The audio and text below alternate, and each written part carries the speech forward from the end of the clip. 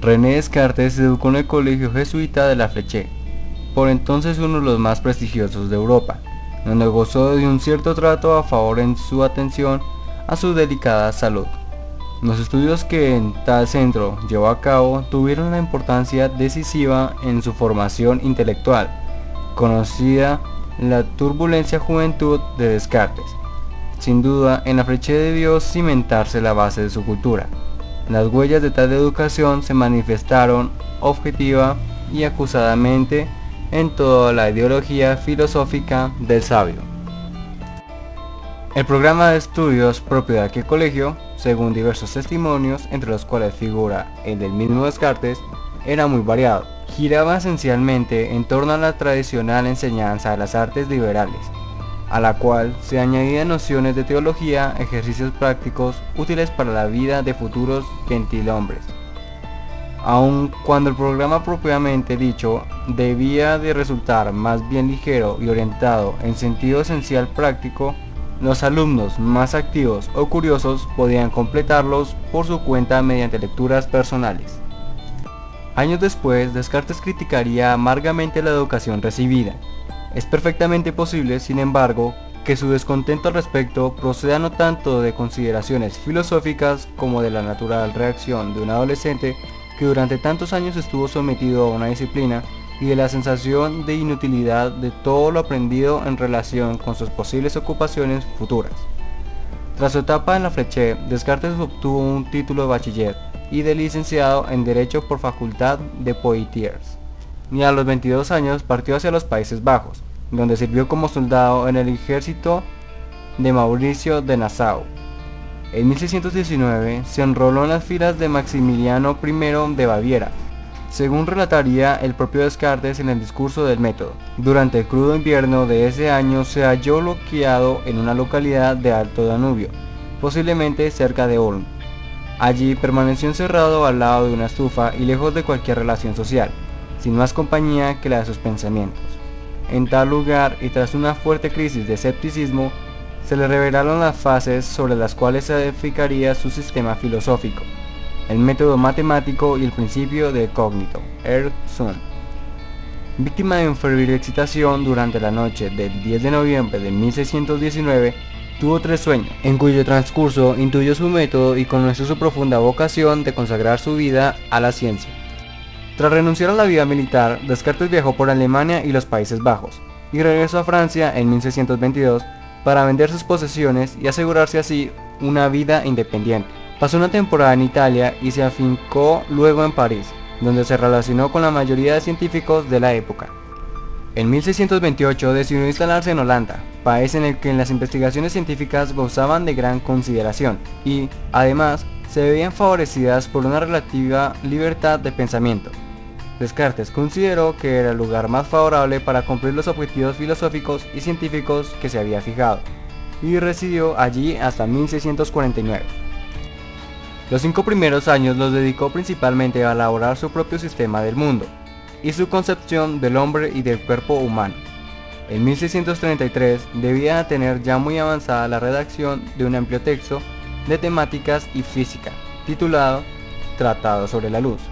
Sin embargo, la noticia de la condena de Galileo le asustó, puesto que también Descartes defendía en aquella hora el heliocentrismo de Copérnico, opinión que no creía censurable desde el punto de vista teológico. Como temía que tal texto pudiera contener teorías condenables, renunció a su publicación, que tendría lugar póstumamente. En 1637 apareció su famoso Discurso del Método, presentado como prólogo a 3 ensayos científicos, por la audacia y novela de los conceptos, la genialidad de los descubrimientos y el ímpetu de las ideas. El libro bastó para dar a su autor una inmediata y merecida fama, pero también por ello mismo provocó un diluvio de polémicas, que en adelante harían fastigosa y aún peligrosa su vida. Descartes proponía en su discurso una duda metódica, que sometiese a juicio todos los conocimientos de la época, aunque a diferencia de los escépticos, la suya era una duda orientada a la búsqueda de principios útiles para los cuales cimentar sólidamente el saber. Este principio lo halló en la existencia de las propias ciencias que duda, en su famosa formulación, pienso y luego existo.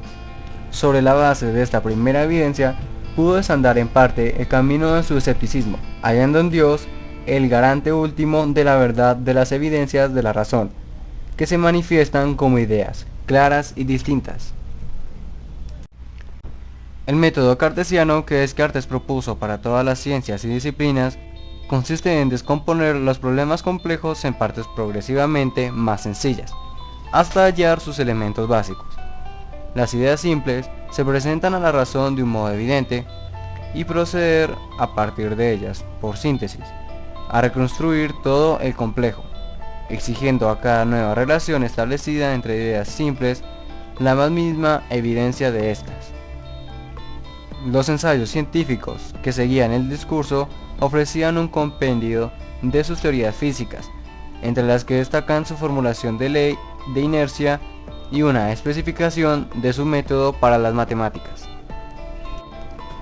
Los fundamentos de su física mecánica, que hacía de la extensión la principal propiedad de los cuerpos materiales, fueron expuestos por Descartes en las Meditaciones metafísicas, donde desarrolló su demostración de la existencia y perfección de Dios y de la inmortalidad del alma, ya apuntada en la cuarta parte del discurso del método.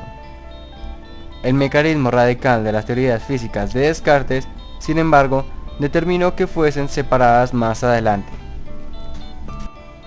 Descartes es considerado como el iniciador de la filosofía racionalista moderna, por su planteamiento y resolución del problema de hallar un fundamento del conocimiento que garantice su certeza, y como el filósofo que supone el punto de ruptura definitivo con la escolástica.